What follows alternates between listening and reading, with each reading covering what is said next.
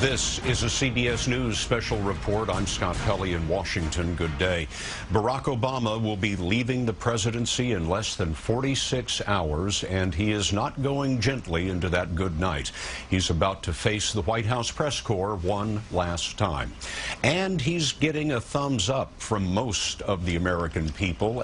In a CBS News poll out today, 62% said they approved of the job he has done over the past 8 years. But many are wary of the incoming president, Donald Trump, a man Mr. Obama once said was unfit to hold the office. Only 32% have a favorable opinion of Mr. Trump, and that is the lowest number for a president-elect since CBS News first asked that question 36 years ago. As we wait for Mr. Obama, let's bring in Bob Schieffer. Bob? You know, this may be a historic news conference in the sense it may well be the last one in the White House press room. There's talk in the transition team of moving the news conferences to some other place, and maybe the reporters with it. So I'm sure that's one of the questions that the president will be asked about today. And here now is the President of the United States. Good afternoon, everybody. Let me start off by saying that I was sorely tempted to wear a tan suit today for my last press conference, but Michelle, whose fashion sense is a little better than mine, tells me that's not appropriate in January. I covered a lot of the ground that I would want to cover in my farewell address last week, so I'm just going to say a couple of quick things before I start taking questions. First, we have been in touch with the Bush family today after hearing about President George H.W. Bush and Barbara Bush being admitted to the hospital this morning. They have not only dedicated their lives to this country, they have been a constant source of friendship and support and good counsel for Michelle and me over the years. They are as fine a couple as we know. And so we want to send our prayers and our love to them. Really good people. Second thing I want to do is to thank all of you. Some of you have been covering me for a long time. As folks like Christy and Lynn. Some of you, I've just gotten to know. We have traveled the world together. We've hit a few singles, a few doubles together. I've offered advice that I thought was pretty sound, like don't do stupid stuff. And even when you complained about my long answers, I just want you to know that the only reason they were long was because you asked 6-part questions. But I have enjoyed working with all of you. That does not, of course, mean that I've enjoyed every story that you have filed, but that's the point of this relationship. You're not supposed to be sycophants. You're supposed to be skeptics. You're supposed to ask me tough questions. You're not supposed to be complimentary, but you're supposed to cast a critical eye on folks who hold enormous power and make sure that we are accountable to the people who sent us here. And you have done that. And you've done it, for the most part, in ways that I could appreciate for fairness, even if I didn't always agree with your conclusions.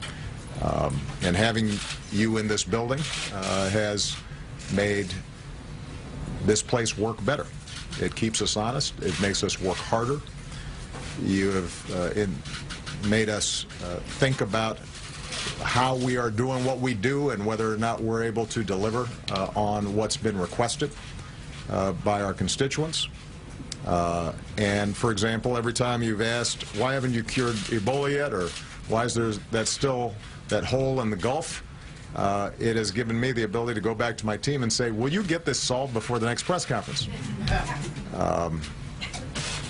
I've spent a lot of time on in my farewell address talking about the state of our democracy. It goes without saying that essential to that is a free press. That is part of how this place, this country, this grand experiment in self-government has to work. It doesn't work if we don't have a well-informed citizenry.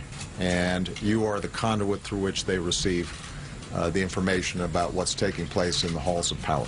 So America needs you, and our democracy needs you.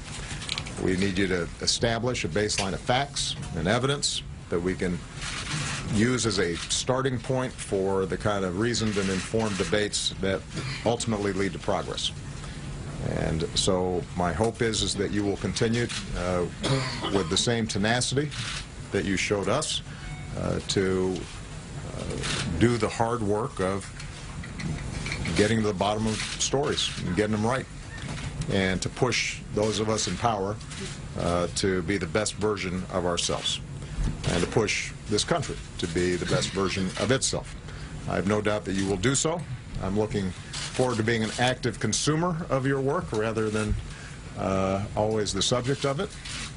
I want to thank you all for your extraordinary service to our democracy, and with that, I will take some questions. And I will start with Jeff Mason, whose term apparently is not up. I thought, you know, we'd be going out together, brother, but you got to hang around for a while. I'm staying put.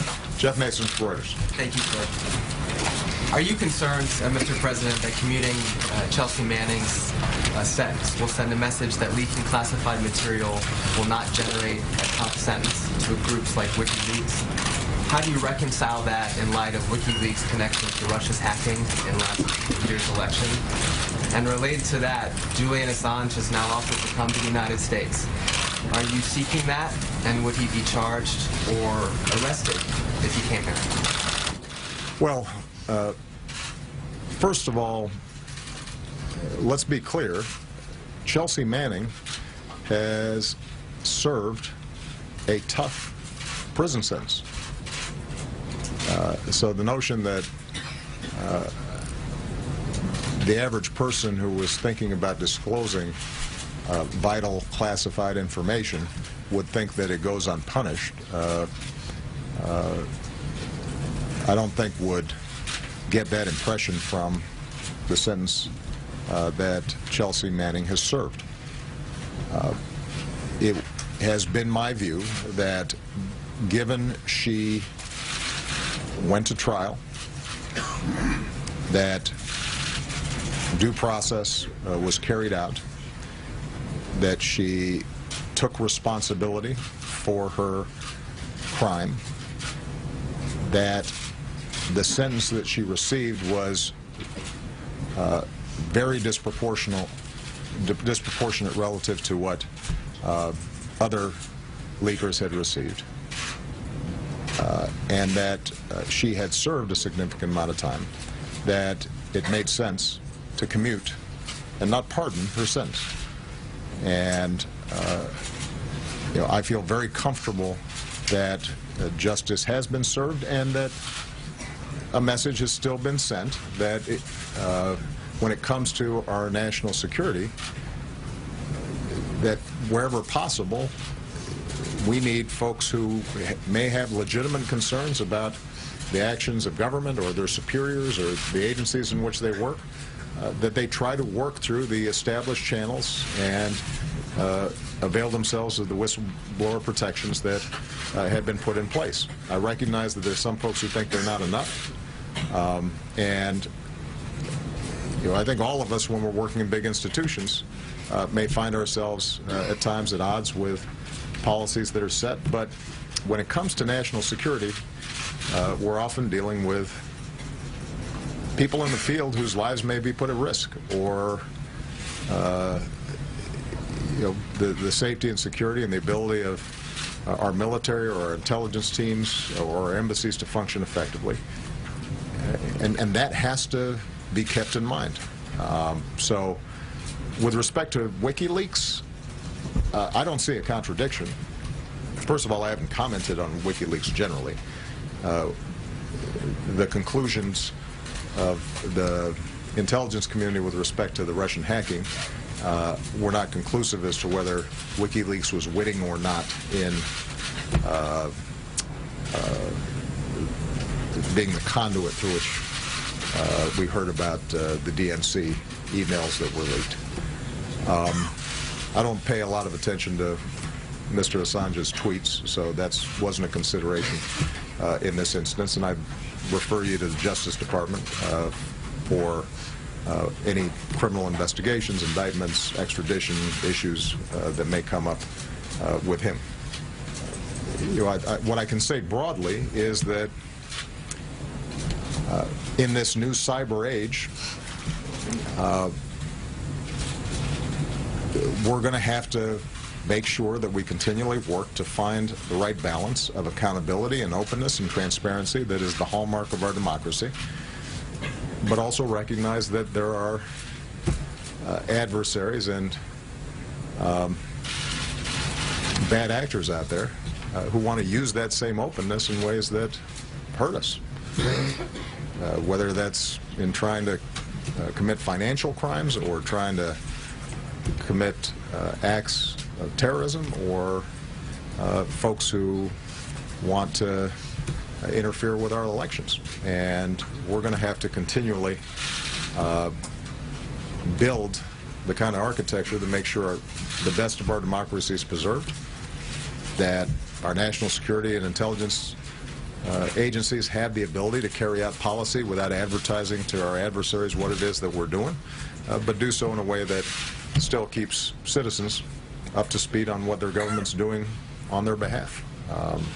But with respect to Chelsea Manning, I looked at the particulars of this case the same way I have the other commutations and pardons that I've done, and I felt that in light of all the circumstances that commuting her sentence was entirely appropriate. Margaret Brennan. Mr. President. There you go. Thank you. The President-elect has said that he would consider lifting sanctions on Russia if they substantially reduce their nuclear stockpile. Given your own efforts at arms control, do you think that's an effective strategy? Knowing this office and Mr. Trump, how would you advise his advisors to help him be effective when he deals with Vladimir Putin? And given your actions recently on Russia, do you think those sanctions should be viewed as leverage? Well, a couple of things. Number one, I think it is in America's interest and the world's interest that we have a constructive relationship with Russia. That's been my approach throughout my presidency. Where our interests have overlapped, we've worked together. At the beginning of my term, I did what I could to encourage Russia to be a constructive member of the international community, and tried to work with the president and the government of Russia in helping them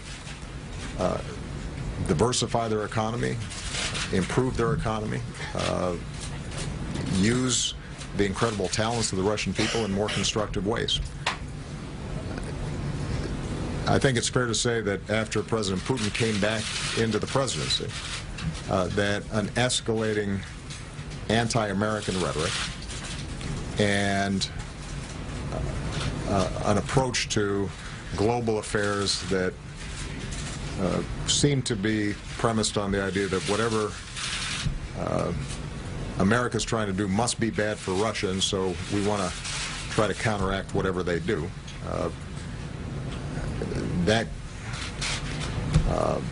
return to an adversarial spirit that I think existed during the Cold War has made the relationship more difficult. And it was hammered home when Russia went into Crimea and portions of Ukraine. The reason we imposed the sanctions, recall, was not because of nuclear weapons issues. It was because the independence and sovereignty of a country, Ukraine, had been encroached upon by force by Russia. That wasn't our judgment. That was the judgment of the entire international community. And Russia continues to occupy Ukrainian territory and meddle in Ukrainian affairs and support military surrogates who have violated basic international law and international norms. What I've said to the Russians is, as soon as you stop doing that, the sanctions will be removed. And I think it would probably best serve not only American interests, but also the interests of preserving international norms if we made sure that we don't confuse why these sanctions have been imposed with a whole set of other issues.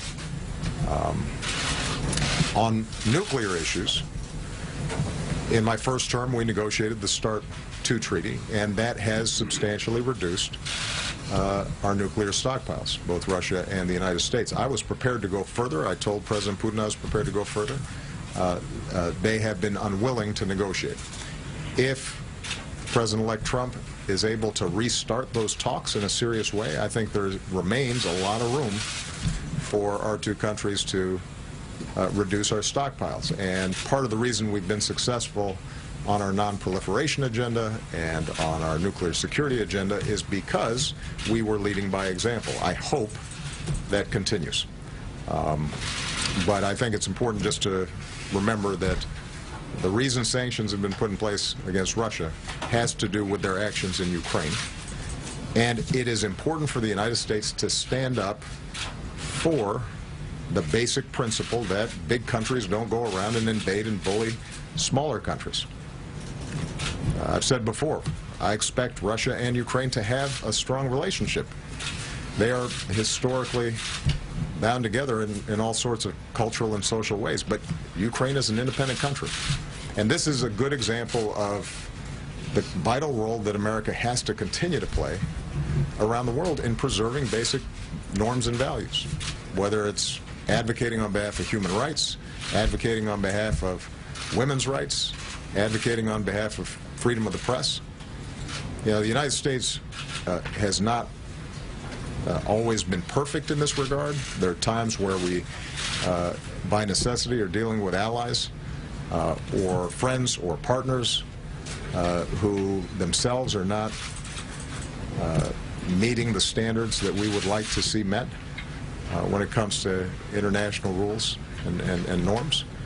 But I can tell you that in every multilateral setting, in the United Nations, in the G20, and the G7, the United States typically has been on the right side of these issues. And it is important for us to continue to be on the right side of these issues, because if we, the largest, strongest country and democracy in the world, are not willing to stand up on behalf of these values, then certainly China, Russia, and others will not. Kevin Cork. Thank you, Mr. President. You have been a strong supporter of the idea of a peaceful transfer of power, demonstrated not terribly far from the Rose Garden. And yet, even as you and I speak, there are more than 6 Democrats that are going to boycott the inauguration of the incoming president. Do you support that? And what message would you send to Democrats to better demonstrate the peaceful transfer of power? And if I could follow, I wanted to ask you about your conversations with the president-elect previously, and without getting into too much of the personal side of it, I'm just curious, were you able to use that opportunity to convince him to take a fresh look at some of the important ideas that you will leave this office with, maintaining some semblance of the Affordable Care Act, some idea of keeping dreamers here in the country without fear of deportation? Were you able to use personal stories to try to convince him, and how successful were you? Well, I won't go into details of my conversations with President-elect Trump. As I've said before, they are cordial. At times they've been fairly lengthy, and they've been substantive. I can't tell you how convincing I've been. I think you'd have to ask him whether I've been convincing or not. I have offered my best advice, counsel, about certain issues, both foreign and domestic. And you know, my working assumption is that having won an election opposed to a number of my initiatives and certain aspects of my vision for where the country needs to go, it is appropriate for him to go forward with his vision and his values. And I don't expect that there's going to be enormous overlap. It may be that on certain issues, once he comes into office and he looks at the complexities of how to, in fact, provide health care for everybody, something he says he wants to do, or wants to make sure that he is encouraging job creation and wage growth in this country, that may lead him to some of the same conclusions that I arrived at once I got here. But I don't think we'll know until he has an actual chance to get sworn in and sit behind that desk. And I think a lot of his views are going to be shaped by his advisors, the people around him, which is why it's important to pay attention to these confirmation hearings. I can tell you that, and this is something I have told him, that this is a job of such magnitude that you can't do it by yourself. You are enormously reliant on a team. Your cabinet, your senior White House staff, all the way to fairly junior folks in their 20s and 30s, but who are executing on significant responsibilities. And so how you put a team together to make sure that they're getting you the best information and they are teeing up the options from which you will ultimately make decisions, that's probably the most useful advice, the most constructive advice that I've been able to give him. That if you find yourself isolated because the process breaks down, or if you're only hearing from people who agree with you on everything, or if you haven't created a process that is fact-checking and probing and asking hard questions about policies or promises that you've made, that's when you start making mistakes. And as I indicated in some of my previous remarks, reality has a way of biting back if you're not paying attention to it. With respect to the inauguration, I'm not going to comment on those issues. All I know is I'm going to be there. So is Michelle. And I have been checking the weather, and I'm heartened by the fact that it won't be as cold as my first inauguration, because that was cold. Jen Rodriguez. Right here, Mr. President. Thank you very much. You have said that you would come back to fight for the Dreamers. You said that a couple of weeks ago. Are you fearful for the status of those Dreamers, the future of the young immigrants and all immigrants in this country with the new administration? And what did you mean when you said you would come back? Would you lobby Congress, maybe explore the political arena again? And if I may ask you a second question, why did you take action on dry food, wet food a week ago? Well, let me be absolutely clear. I did not mean that I was going to be running for anything anytime soon. So, no, what I meant is that it's important for me to take some time to process this amazing experience that we've gone through, to make sure that my wife, with whom I will be celebrating a 25th anniversary this year, is willing to re-up and put up with me for a little bit longer. I want to do some writing. I want to be quiet a little bit and not hear myself talk so darn much. I want to spend precious time with my girls. So those are my priorities this year. But as I said before, I'm still a citizen. And I think it is important for Democrats or progressives who feel that they came out on the wrong side of this election to be able to distinguish between the normal back and forth ebb and flow of policy. Are we going to raise taxes? Are we going to lower taxes? Are we going to, expand this program or eliminate this program? How concerned are we about air pollution or climate change? Those are all normal parts of the debate. And as I've said before, in a democracy, sometimes you're going to win on those issues and sometimes you're going to lose. I'm confident about the rightness of my positions on a lot of these points, but we got a new president and a Congress that are going to make their same determinations, and there will be a back and forth in Congress around those issues, and you guys will report on all that. But there's a difference between that normal functioning of politics and certain issues or certain moments where I think our core values may be at stake.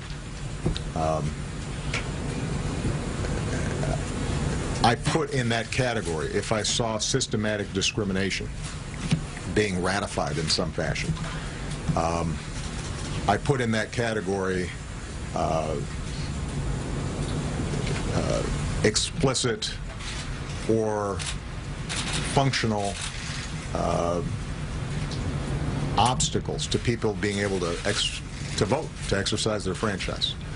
I'd put in that category institutional efforts to silence dissent or the press. And for me, at least, I would put in that category efforts to round up kids who have grown up here and for all practical purposes are American kids and send them someplace else. When they love this country, they are our kids' friends and their classmates, and are now entering into community colleges or in some cases serving in our military. The notion that we would just arbitrarily or because of politics punish those kids when they didn't do anything wrong themselves, I think would be something that would merit me speaking out. It doesn't mean that I would get on the ballot anywhere. With respect to wet foot, dry foot, we underwent a monumental shift in our policy towards Cuba. My view was, after 50 years of a policy not working, it made sense for us to try to reopen diplomatic relations, to engage a Cuban government, to be honest with them about the strong disagreements we have around political repression and treatment of dissenters and freedom of press and freedom of religion, but that to make progress for the Cuban people, our best shot was to suddenly have the Cuban people interacting with Americans and seeing the incredible success of the Cuban American community and engaging in commerce and business and trade. And that it was through that process of opening up these bilateral relations that you would see over time serious and significant improvement. Given that that shift in the relationship, the policy that we had in place with wet foot, dry foot, which treated Cuban emigres completely different from folks from El Salvador or Guatemala or Nicaragua or any other part of the world, one that made a distinction between whether you got here by land or by foot, that was a carryover of a old way of thinking that didn't make sense in this day and age, particularly as we're opening up travel between the two countries.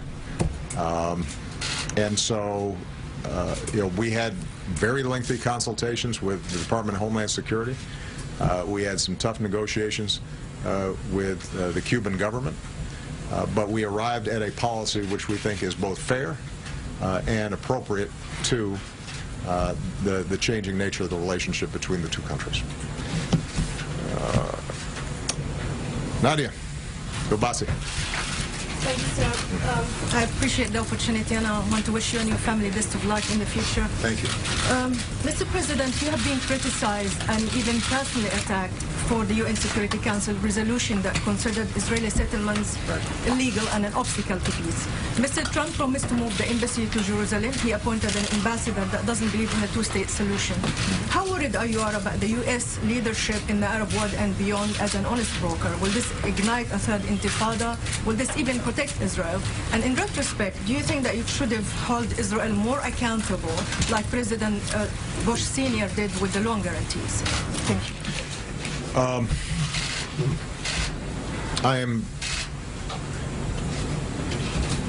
I continue to be significantly worried about the Israeli-Palestinian issue. And I'm worried about it both because I think the status quo is unsustainable, that it is dangerous for Israel, that it is bad for Palestinians, it is bad for the region, and it is bad for America's national security. And you know, I came into this office wanting to do everything I could to encourage serious peace talks between Israelis and Palestinians. And we invested a lot of energy, a lot of time, a lot of effort. First year, second year, all the way until last year. Ultimately, what has always been clear is that we cannot force the parties to arrive at peace. What we can do is facilitate, provide a platform, encourage, but we can't force them to do it. But in light of shifts in Israeli politics and Palestinian politics, a rightward drift in Israeli politics, a weakening of President Abbas's ability to move and take risks on behalf of peace in the Palestinian territories, in light of all the dangers that have emerged in the region and the understandable fears that Israelis may have about the chaos and rise of groups like ISIL and the deterioration of Syria. In light of all those things, what we at least wanted to do, understanding that the two parties wouldn't actually arrive at a final status agreement, is to preserve the possibility of a two-state solution, because we do not see an alternative to it. And I've said this directly to Prime Minister Netanyahu. I've said it inside of Israel. I've said it to Palestinians as well. I don't see how this issue gets resolved in a way that maintains Israel as both Jewish and a democracy.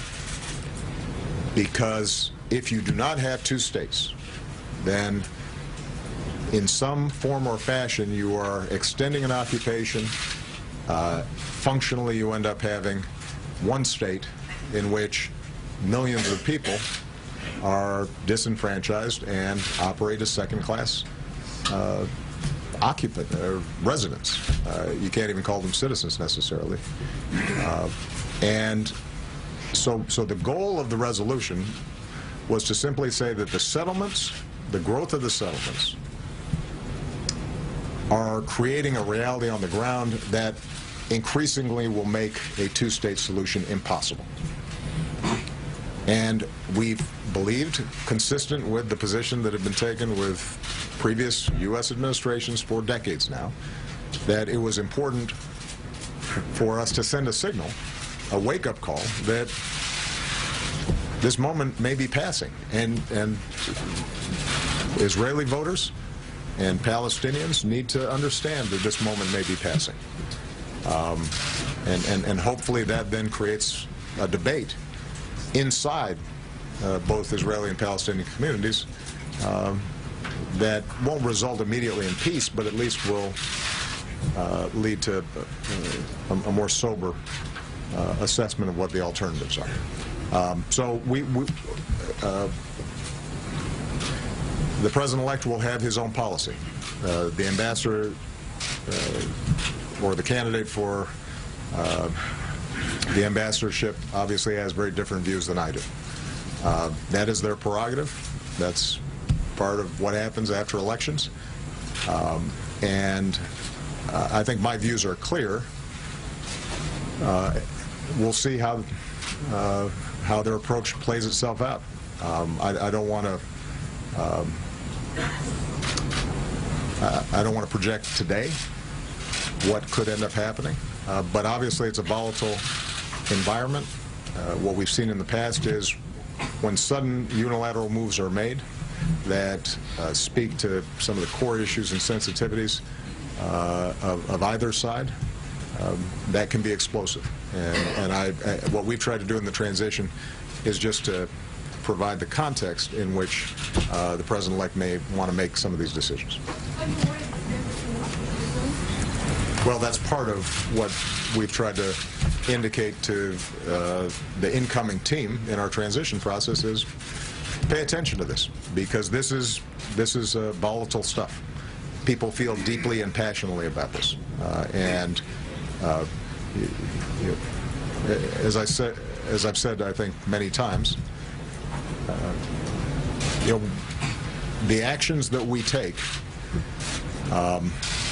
have enormous consequences and ramifications. We're the biggest kid on the block, and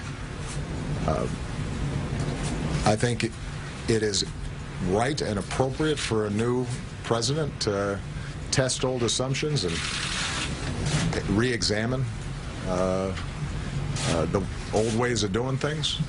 But if you're going to make big shifts in policy, just make sure you've thought it through and understand that there are going to be consequences, and actions typically create reactions, and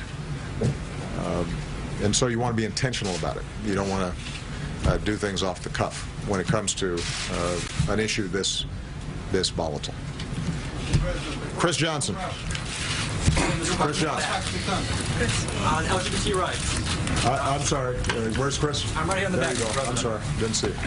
On LGBT rights, we've seen a lot of achievements over the past 8 years, including signing hate crime protection legislation, Don't Ask, Don't Tell repeal, marriage equality nationwide, and ensuring transgender people feel visible and respected. How do you think LGBT rights will rank in terms of your accomplishments and your legacy? And how confident are you that progress will endure or continue under the president-elect? I could not be prouder of the transformation that's taken place in our society just in the last decade. And I've said before, I think we made some useful contributions to it, but the primary heroes in this stage of our growth as a democracy and a society are all the individual activists and sons and daughters and couples who courageously said, this is who I am and I'm proud of it. And that opened people's minds and opened their hearts. And eventually, laws caught up. But I don't think any of that would have happened without the activism, in some cases loud and noisy, but in some cases just quiet and very personal. And I think that what we did as an administration was to help the society to move in a better direction,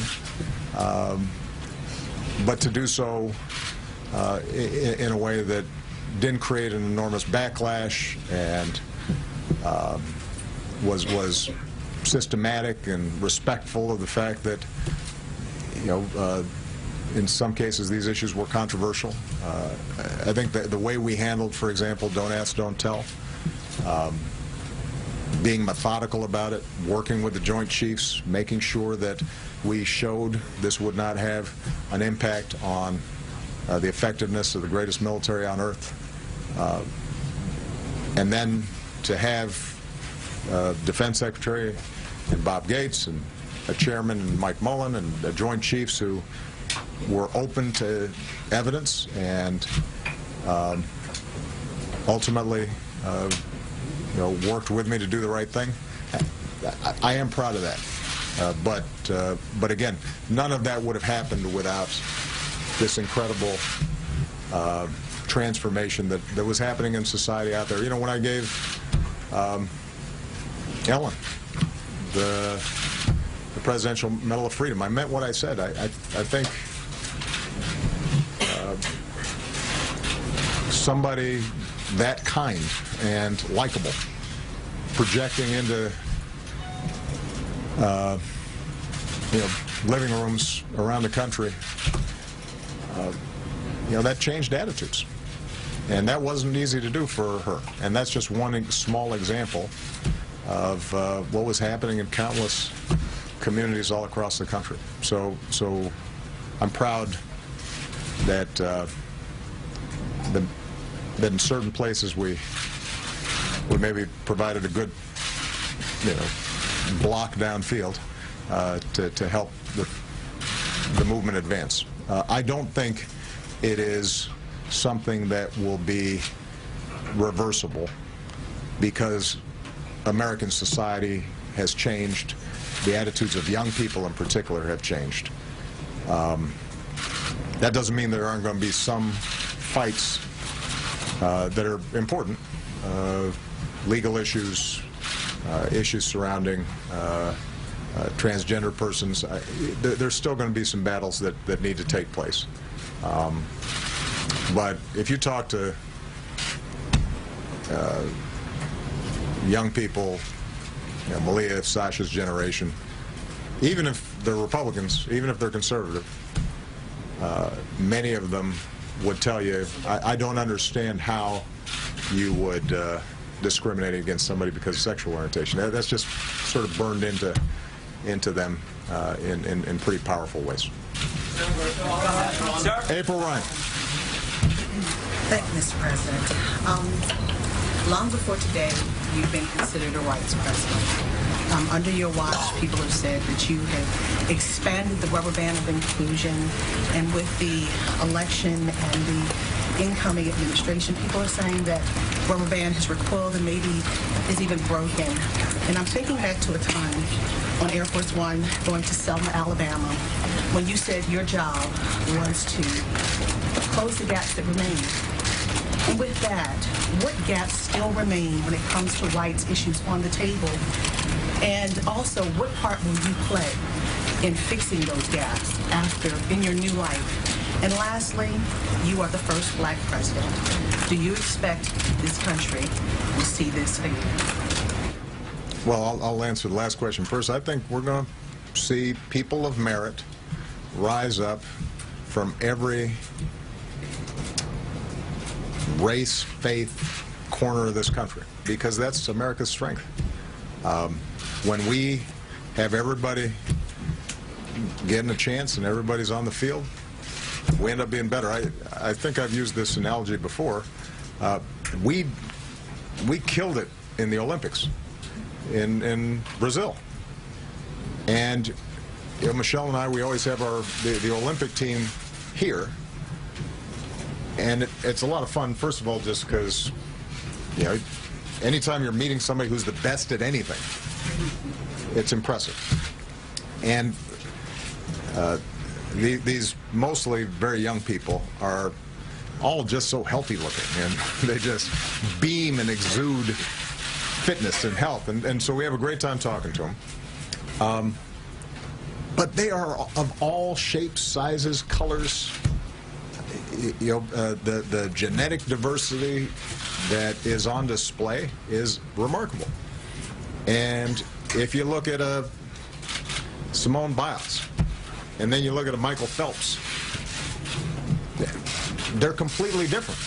And it's precisely because of those differences, that we've got people here who can excel at any sport. And by the way, more than half of our medals came from women, and the reason is because we had the foresight several decades ago with something called Title IX to make sure that women got opportunities in sports, which is why our women compete better, because they have more opportunities than folks in other countries. So I use that as a metaphor, and if in fact we continue to keep opportunity open to everybody, then yeah, we're going to have a woman president, we're going to have a Latino president, and we'll have a Jewish president, a Hindu president. Who knows who we're going to have? I suspect we'll have a whole bunch of mixed up presidents at some point that nobody really knows what to call them. And that's fine. Now, what do I worry about? I obviously spent a lot of time on this, April, at my farewell address on Tuesday, so I won't go through the whole list. I worry about inequality because I think that if we are not investing in making sure everybody plays a role in this economy, the economy will not grow as fast, and I think it will also lead to further and further separation between us as Americans, and not just along racial lines. I mean, there are a whole bunch of folks who voted for the president-elect because they feel forgotten and disenfranchised.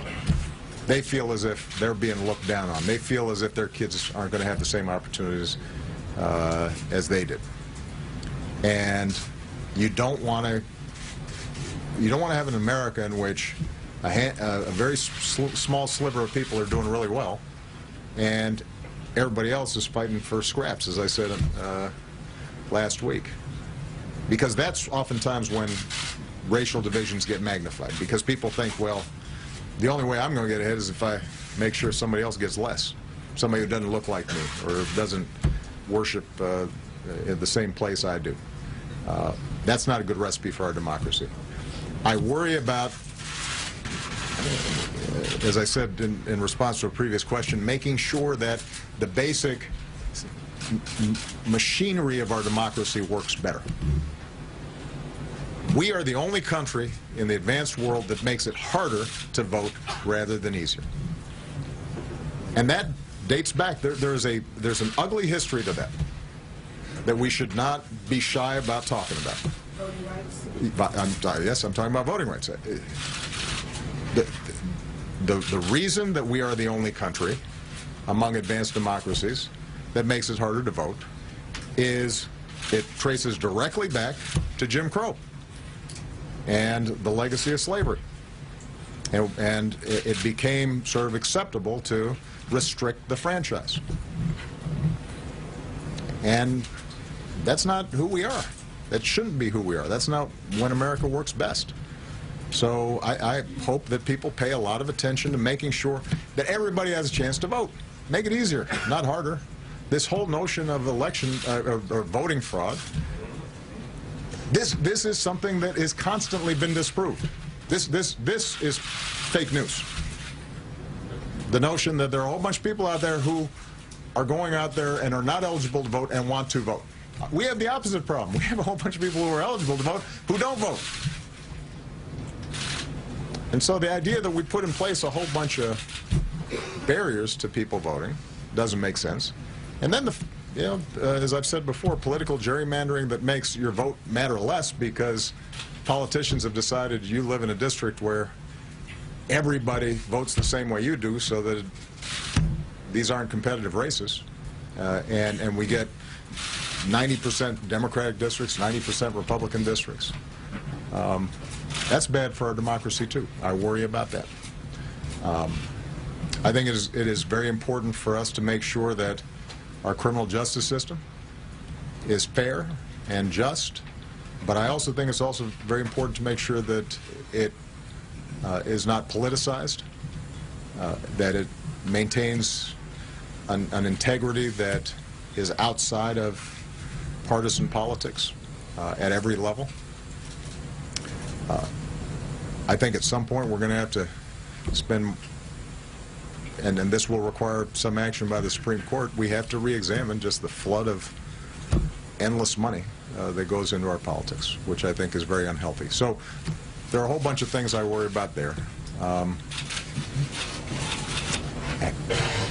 And as I said in my speech on Tuesday, we got more work to do on race. It is not,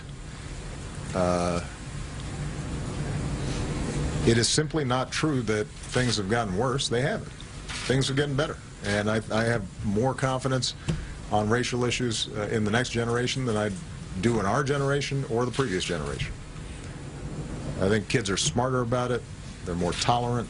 They are more inclusive by instinct than we are.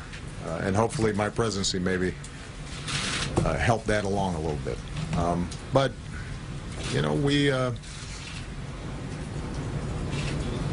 when we feel stress, when we feel pressure,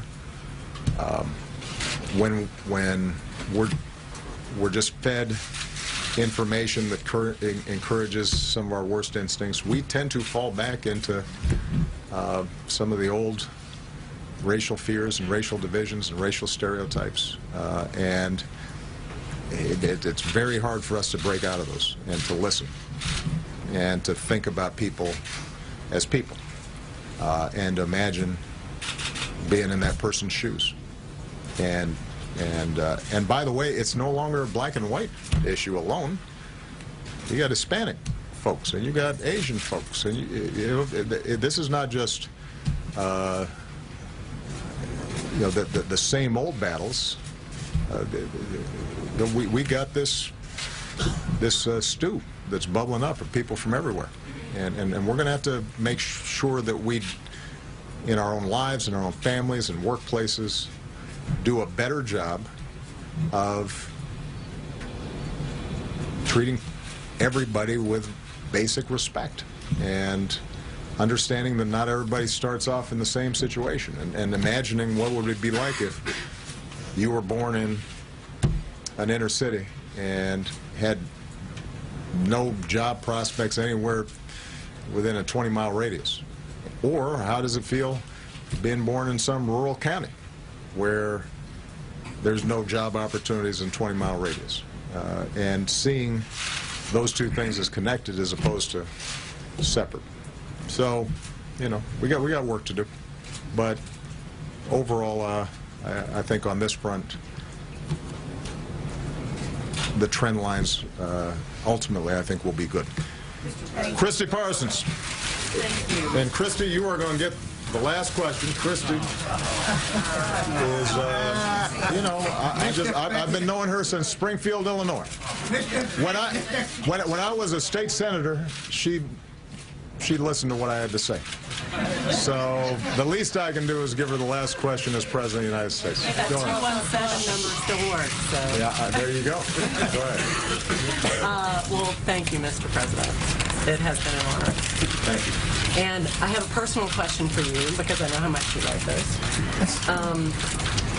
The First Lady put the stakes of the 2016 election in very personal terms in a speech that resonated across the country. And she really spoke the concerns of a lot of women, LGBT folks, people of color, many others.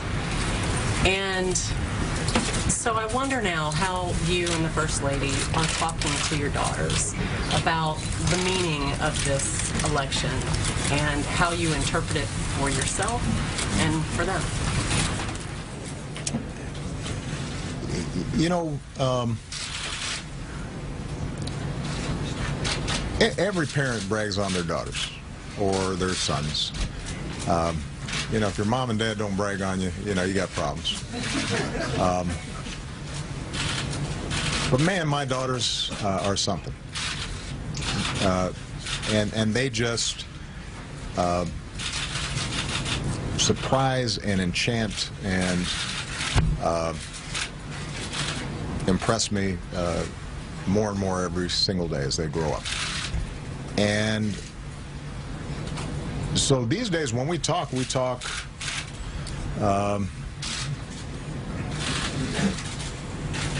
as parent to child, but also we learn from them.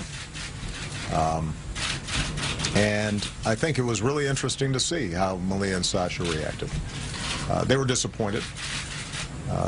They paid attention to what their mom said during the campaign and believed it because it's consistent with what we've tried to teach them in our household, and what I've tried to model as a father with their mom, and what we've asked them to expect from future boyfriends or spouses. But what we've also tried to teach them is resilience, and we've tried to teach them hope, and that the only thing that is the end of the world is the end of the world. And so you get knocked down, you get up, brush yourself off, and you get back to work. And that tended to be their... I'm Maurice Dubois. Coming up at 5, a truly happy ending in the case of a missing Alzheimer's. Future of politics, and in that too, I think their mother's influence shows. But both of them have grown up in an environment where I think they could not help but be patriotic, to love this country deeply, to see that it's flawed, but see that they have responsibilities to fix it, and that they need to be active citizens, and they have to be in a position to talk to their friends and their teachers and their future co-workers in ways that try to shed some light as opposed to just generate a lot of sound and fury. And I expect that's what they're going to do. They do not, they don't mope. And what I really am proud of them, but what makes me proudest about them is that they also don't get cynical about it. They have not assumed because their side didn't win, or because some of the values that they care about don't seem as if they were vindicated, that automatically America has somehow rejected them or rejected their values. Or I don't think they feel that way. I think they have, in part through osmosis, in part through dinner time conversations, appreciated the fact that this is a big, complicated country, and democracy is messy, and it doesn't always work exactly the way you might want. It doesn't guarantee certain outcomes. But if you're engaged and you're involved, then there are a lot more good people than bad in this country, and there's a core decency to this country, and that they got to be a part of lifting that up, and I expect they will be. And in that sense, they are representative of this generation that makes me really optimistic. I've been asked, I've had some off-the-record conversations with some journalists where they said, okay, you seem like you're okay, but really, what are you thinking? And I've said, no, what I'm saying really is what I think. I believe in this country. I believe in the American people. I believe that people are more good than bad. I believe tragic things happen. I think there's evil in the world. But I think that at the end of the day, if we work hard and if we're true to those things in us that feel true and feel right, that the world gets a little better each time. That's what this presidency has tried to be about. And I see that in the young people I've worked with. I couldn't be prouder of them. And so this is not just a matter of no drama Obama. This is what I really believe. It is true that behind closed doors I curse more than I do publicly. And sometimes I get mad. and frustrated like everybody else does. But at my core, I think we're going to be okay. We just have to fight for it. We have to work for it and not take it for granted. And I know that you will help us do that. Thank you very much, press corps. Good luck. Barack Obama leaving the White House press room for the last time as President of the United States. His 39th White House press conference and, of course, the last. Margaret Brennan has been listening in on the news conference there in the briefing room. Let's go to her quickly. Margaret? Well, Scott, President Obama really left it on that note, saying that he hopes that his presidency has really been about centering on what he sees as the promise of America, trying to reassure not only his daughters but the American public that the change that is about to happen in terms of the transition of power won't erase the legacy that he has built over the past 8 years, something he says he not only tells himself but he actually believes. It was interesting there to hear his explanation of why he made that surprise decision to reduce the sentence of Chelsea Manning, the Army intelligence analyst who leaked U.S. secrets that at the time the White House said endangered the lives of Americans around the world. But yesterday, the president chopped that 35-year sentence down to just 6 years. He said that time served has been enough. He doesn't want to have too harsh of a sentence on that front. But he swiftly then tried to pivot to others who have endangered national security, saying on those fronts he does see stiffer sentences as needed. When we talked about Russia, something I asked him about in terms of the president-elect offering to lift the sanctions that Mr. Obama just recently put in place against Russia in exchange for nuclear disarmament efforts, President Obama said, look, I wish Donald Trump luck on that, but frankly, Vladimir Putin has not gone as far as we have been willing to go in reducing his arms, and warned President Trump in very careful terms not to confuse leverage via sanctions as a way to get something on the nuclear front that would largely endanger global stability, as he characterized it. Big nations don't go around pushing around smaller ones, saying that when it comes to international norms, America, no matter who is the president, is the biggest player in the world and needs to uphold that global order. So that was a theme he really came back to there in this final address to reporters who have packed into this White House briefing room.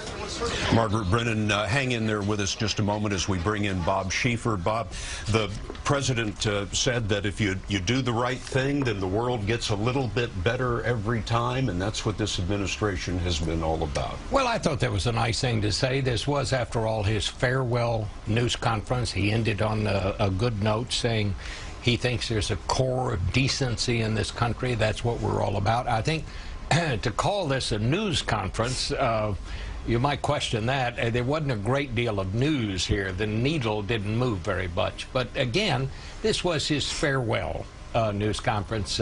Early on, I thought it was kind of interesting. He took a little bit of a dig at the Trump transition, people talking about moving the press corps out of that room, and there's some talk even moving reporters completely out of the White House. He said, you have made this administration stronger by being here in this building. Obviously, he was talking about what the Trump people have been talking about. Not many headlines here today, but a very nice kind of a goodbye. He paid tribute to the press. He said, look, I enjoyed working with you, but don't take that to mean that I liked all of the stories you wrote. And that's certainly fair, and I think that was a good thing for him to say. Margaret, the president went down a list of things that he said will continue to trouble him as he moves into the private world, being just another American citizen. He talked about the restrictions on voting in this country, gerrymandering that separates Democrats and Republicans into various congressional districts around the country, reform in the criminal justice system, and what he called the endless money in politics. That's right. And when it comes to gerrymandering or those political districts as they're structured, we know that it is something President Obama will continue to work on as a private citizen, along with his former Attorney General, Eric Holder. But I thought it was an interesting, if diplomatic, way to say to President-elect Trump, I am respectfully ceding power here and will stay quiet, but here's what I won't be quiet about. I won't be quiet about institutional efforts, he said, at rolling out discrimination, perhaps a nod there to those calls for religious-based registries or bans on certain religious groups when it comes to entering this country. Restrictions on the press, as Bob just pointed out, other fronts there. So I think you saw once again the community activist side of President Obama not going away as he leaves office, but when it comes to using that bully pulpit here behind me, he won't have that anymore. But he did say there are certain things that I won't stay quiet about. And today he tried to button up. Margaret, as you're standing there, you're about 25 steps away from the Oval Office. The White House briefing room is right there in the West Wing. What are some of our brothers and sisters in the media saying there in the briefing room about this idea that they might be moved into another building? Well, Scott, I wish you could see just how packed wall-to-wall this briefing room was, but I will say we all fit. And that's something that the President-elect's team has raised concerns about, that just not being possible given the volume of interest in the President-elect. It worked today. When it comes to the seats selected here, I don't know who will be able to sit front row, or even if these seats will be where I'm standing right now, given the press team for the President-elect and what they've said they want to do in terms of shaking it up. But frankly, Scott, I just don't know what this room will look like on Monday. Margaret, thank you. Bob Schieffer, the president said that many congressional Democrats are boycotting the inauguration, but he's going to be there. Yes, he wouldn't comment on that, and I think that is an interesting development. I for one, think that what is important is the ceremony, a ceremony to celebrate the transition. But people have a right to do as they choose about that. Well, there'll be more about the president's final news conference on your local news on this CBS station, and of course always on our 24-hour streaming news service, CBSN, and we'll be right back here on the CBS Evening News later this evening. Until then, I'm Scott Pelley, CBS News in Washington. For news 24 hours a day, go to CBSNews.com.